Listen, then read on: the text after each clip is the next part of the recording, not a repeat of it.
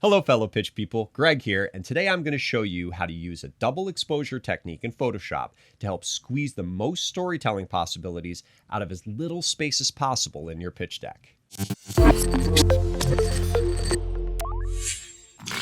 So what is double exposure effect and why is it so useful in creating entertainment pitches? Well, double exposure is when more than one image is combined in an artistic way, essentially blending the two images together. You might have seen this effect in TV show title sequences like HBO's True Detective or Netflix's Luke Cage. Not only do they look really cool, they also help us tell more than one story in a single image, which makes them a really powerful tool for creating compelling covers or title slides in your own entertainment pitch decks. So let's get started. Here's the final image we'll be creating in this video. It's just a sample mock-up I created for the sake of this tutorial. So how do we create this thing? Well, first we need to select photos that are going to be the most conducive to this effect. In this case, we have a stark image of a girl wearing dark clothes, background image of a road, a silhouette of a couple kissing, and some other background elements to work with. Next, we need to mask out our girl here. I've gone ahead and created a mask selection already and saved it as an easily accessible selection. I'll go into how to mask images in another video, but I do highly recommend when you spend a lot of time on creating a mask selection that you save it so it's easily recalled later. Now that we have our subject selected and we have the layer selected, we can go ahead and click this mask button on the bottom right corner of the window. This will effectively cut her out of the background, isolating her. Now we want to add our road image to the scene and reduce the opacity or the visibility down a bit so we can see through the image. Then we want to resize and place the image exactly where we want it over the image of the girl. To do this, use Command T, and then now we can easily scale this image down and move it into the right position relative to our girl image. Now we press Enter to lock in the change. Now, with the road image still selected, we can pull up our saved mask selection again and then click on the mask button on the bottom right to once again cut the image from the background. But in this case, our background is the image of the girl. Now you can start to see how this effect might come together. Now we need to do some blending. So there's a few ways you can go about blending. For me and for this image, I like to use a simple eraser tool. I grab the eraser tool and then I bump the size up quite a bit and reduce the hardness to 0. I make it big so the feathering effect is heightened and I have more control over the gradual blending of the images. So now I'll go in and gradually erase the edges of our road image and then blend it with the image of our girl, so we create more of that double exposure look. That looks pretty good. Next, we want to grab our third image, our kissing silhouette, and do the same thing again. Reduce the opacity, click Command T to resize the image, and move it into position. At this stage, image composition is really important. We don't want to lose the image of the road. So we'll bring the size down even a little further and make it as large as we can while still seeing the road clearly. Now we'll want to grab our saved girl mask selection once again, and with our kissing image layer still selected, click the mask button once again. And then we'll go ahead and blend these with the eraser tool. All right, this is starting to look good.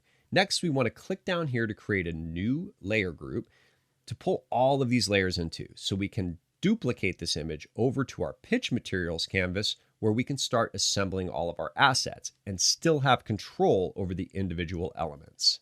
Now, depending on whether you're using PowerPoint or Keynote and what aspect ratio your pitch is, you'll want to set the pixel aspect ratio of your new canvas to the exact same size. I prefer using Keynote 16:9, 1920 by 1080 for most of my pitches, since they'll probably be used on a computer or in a conference room monitor setup.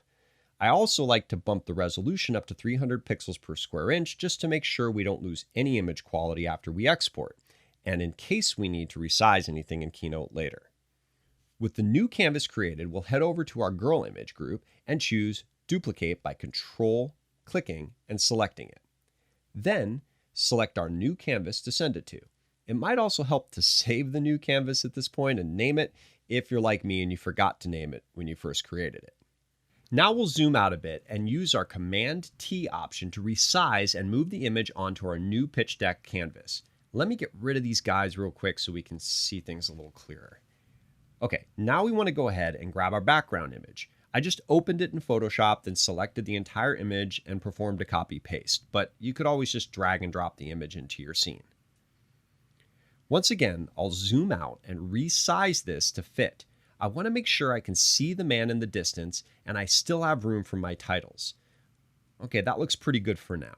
Now with our background in place, we'll go ahead and grab our midground element that's going to serve as a nice added touch over our title. It also helps place our girl image within the scene so we know she's actually part of the scene and not just slapped in front. I've already gone ahead and masked this image, which again I'll cover in another video.